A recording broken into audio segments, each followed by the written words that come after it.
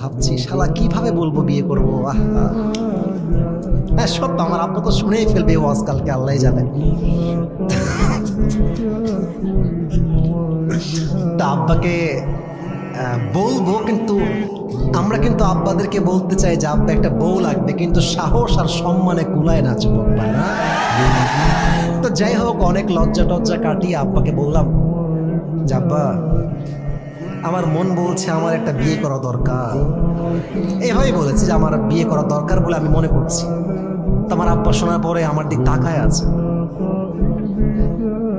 তাকাই আছে, আর মনে মনে ভাবছে শালা নিজে শুধু আমার টাকা দিয়ে আর তুমি নিয়ে আসবা বিয়ে করে বউ, খাওয়াবে কিটা। কিন্তু আব্বা রাগী মানুষ, কিন্তু রাগ কন্ট্রোল করে বসে আছে।